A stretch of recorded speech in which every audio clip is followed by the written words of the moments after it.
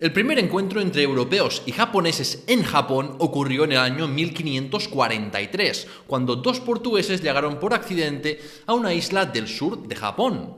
Soy David Cot, presentador de Memorias Hispánicas, y en este episodio te explicaré las circunstancias de Japón y Portugal antes del encuentro y la historia verdadera de la llegada de europeos en el país del sol naciente. Memorias Hispánicas.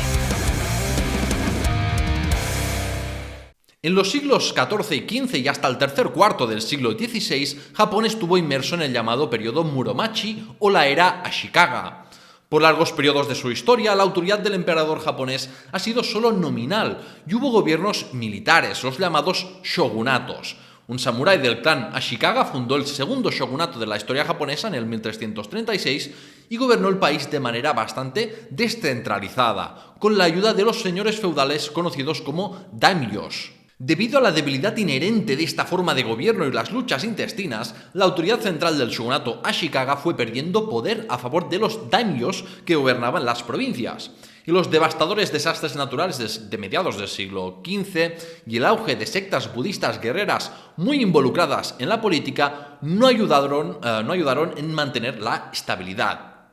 Es por eso que dentro del periodo Muromachi y luego con la era Azuchi Momoyama, a partir del 1568, con figuras importantes de la unificación de Japón como Oda Nobunaga o Toyotomi Hideyoshi, dentro de estos dos periodos se superpone el periodo llamado Sengoku o época de los estados en guerra, un largo periodo de fragmentación política, guerras civiles y desórdenes sociales que no terminó hasta que el shogun Tokugawa Ieyasu venció a sus opositores y unificó Japón entre los años 1600 y 1615.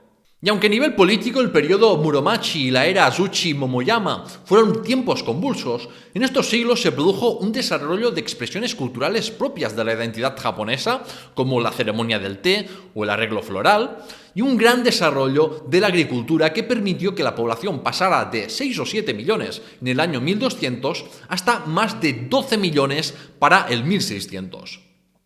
Por su parte, Portugal tenía aproximadamente 1 millón de habitantes en el 1500. Esto obviamente limitó y moldeó su modelo colonial, que tuvo que basarse forzosamente en un modelo talasocrático, es decir, su poder e influencia se basaba en el dominio de los mares y sus rutas comerciales, y en conquistar ciudades de la costa relevantes o fundar lo que se llamaban factorías, unos puestos comerciales de extranjeros que servían para comerciar con el país local. De este modo se entiende que los portugueses dominasen lugares estratégicos como Cabo Verde, Santo Tomé y Príncipe o Ceuta en África, Goa, Hormuz y Ceilán en India y Persia, Malaca, Ternate en el sudeste asiático o Macao en China. El noble y veterano almirante y militar Alfonso de Albuquerque conquistó para Portugal Goa en India, Hormuz en Persia y Malaca en Malasia entre el 1507 y 1515. Todas estas habían sido plazas controladas por soberanos musulmanes, así que hubo motivos ideológicos de continuación de la lucha contra el Islam, además del obvio interés económico y también estratégico, porque los turcos del Imperio Otomano conquistaron Siria y Egipto. La conquista de Malaca fue vital para asegurar el control de la principal puerta para controlar el tráfico marítimo entre el Océano Índico y el este y sudeste asiático. Y eso abrió las puertas a ir más al este, y a partir de ahí empezaron a recibir más informaciones fidedignas sobre el país del sol naciente. Los portugueses ya entraron en contacto con individuos japoneses en Malaca y Siam, pero pasaron más de 30 años antes de pisar suelo nipón y además tampoco hubo apenas referencias al archipiélago, a pesar de que en esos años en que los portugueses frecuentaban las costas chinas había mucha actividad de piratas de origen japonés. Con España ocupada en América, Portugal fue extendiendo su influencia por Asia antes de negociar otro tratado con la Corona de Castilla. Por el Tratado de Zaragoza del 1529, Portugal compró el derecho de explotar las Islas Molucas y su rico comercio de especias. Y por este mismo tratado, Japón caía teóricamente en el área de influencia portuguesa, aunque igual que el Tratado de Tordesillas, pues nadie lo respetó mucho. Y, por ejemplo, España colonizó las Filipinas, que también en principio debían caer en el área de influencia de Portugal. Las líneas generales de los tratados, sin embargo, sí se respetaron, es decir, el reino de Portugal dominaría más África y Asia, y España se centraría más en América. Y por el tipo de modelo colonial portugués, Japón fue un sitio de interés para expandir sus redes comerciales. En este contexto, un mercader portugués llamado Tomé Pires escribió antes del 1515 un libro titulado Suma Oriental, en que por primera vez un europeo habla de Japón en vez de Zipango, gracias a sus contactos con comerciantes de las islas Ryukyu, un archipiélago que hoy pertenece a Japón, pero entonces era un reino independiente tributario de China que solía actuar de intermediario comercial entre chinos y japoneses. Al libro de Tomé Pires solo pudieron acceder algunos navegantes portugueses porque permaneció inédito hasta hace pocas décadas, y no fue hasta el 1543 que unos portugueses pisaron por primera vez suelo japonés y se dieron cuenta de que la Zipango de Marco Polo era ese archipiélago. De este modo, en la mentalidad europea se pasó de Zipango a Japón. ¿Pero quiénes fueron esos portugueses?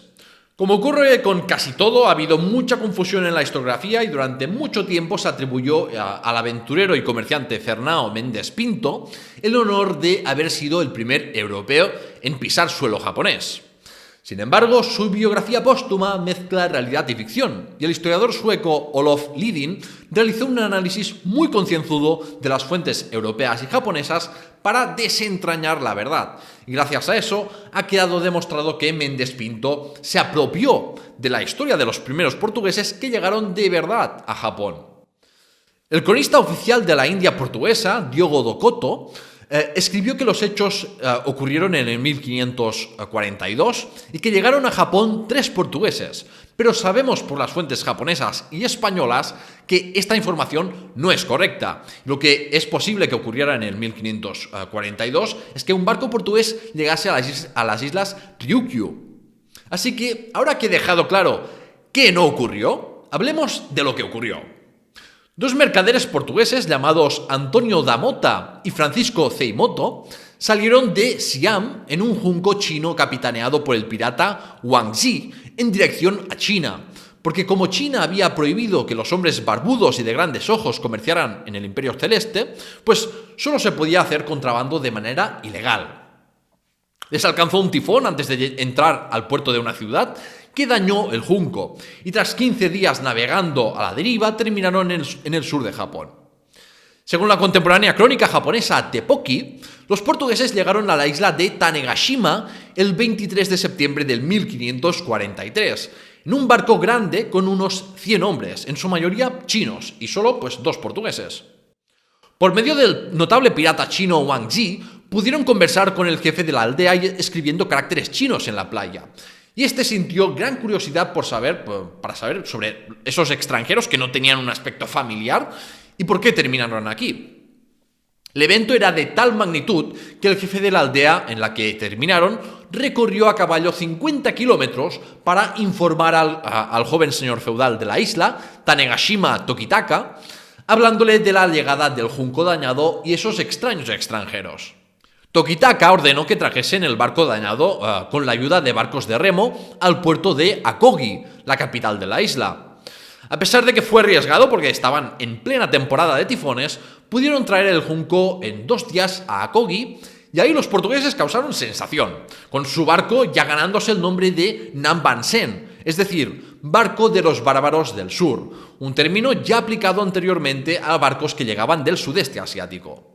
Las labores de reparación del junco iban a tardar unos días, de modo que los portugueses y chinos se dedicaron a vender todas sus mercancías por un buen pellizco.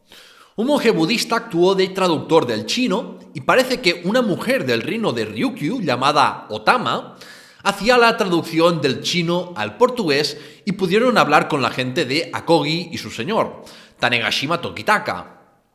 Los 2 mercaderes portugueses fueron invitados a la casa del daimyo y a Tokitaka pronto le llamó la atención un objeto que llevaban. Era ni más ni menos que un arcabuz, y los portugueses hicieron una demostración de lo que era un disparo. Tokitaka y los otros espectadores quedaron estupefactos con el humo y estruendo del disparo, y sobre todo por ver un arma que pudiera darle a un objetivo a 100 pasos. El respeto por los portugueses debió aumentar porque, aunque los siguieron llamando bárbaros del sur, llevaban prácticamente magia. Y como se suele decir, una imagen vale más que 1000 palabras.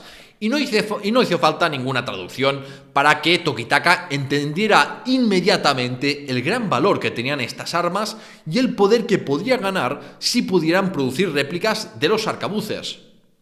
Tanegashima Tokitaka compró por una buena suma de dinero 2 arcabuces a los portugueses, y como se dio la casualidad de que la isla era productora de hierro, de ese hierro necesario para hacerlos, pues encargó a un herrero de la isla llamado Yaita la importante misión de replicarlas para manufacturarlas en grandes cantidades, aunque necesitó la ayuda de un herrero portugués que vino un tiempo después para eliminar un problema que provocaba riesgo de explosión. Según la leyenda, para obtener los secretos de la fabricación de arcabuces, Yaita tuvo que dar en matrimonio a su hija de 16 años a uno de los portugueses, y se utiliza esta anécdota como ejemplo de sacrificio individual para el beneficio del colectivo. Una mentalidad muy japonesa. Pero vaya, que la veracidad de esta historia es bastante dudosa. Cuando terminaron de reparar el junco y de reabastecerse, los chinos y portugueses que los acompañaban regresaron a la ciudad china de Ningbo. Y en menos de un año ya llegaron nuevos barcos a Japón.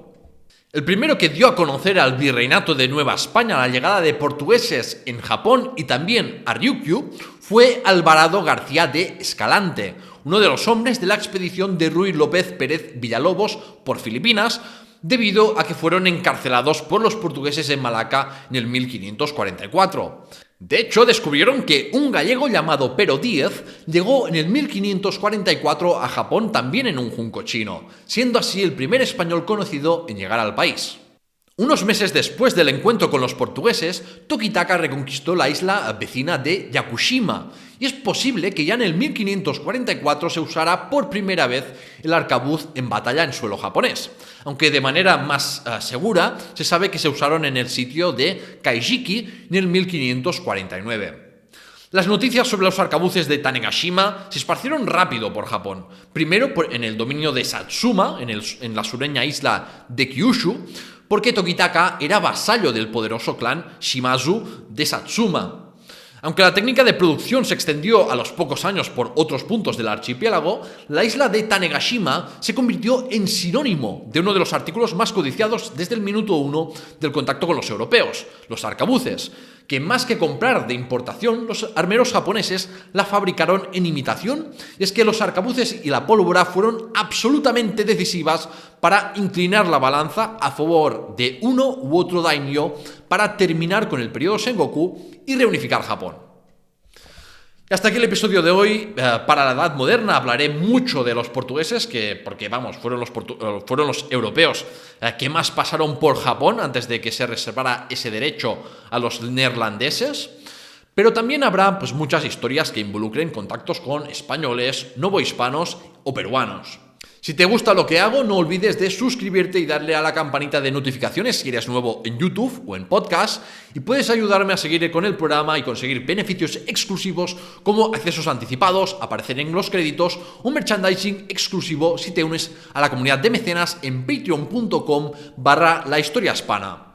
En el próximo episodio seguramente hablaré de los inicios de la evangelización católica de Japón con jesuitas como Francisco Javier, Cosme de Torres o Gaspar Vilela. Suscríbete para no perdértelo y ¡hasta la próxima!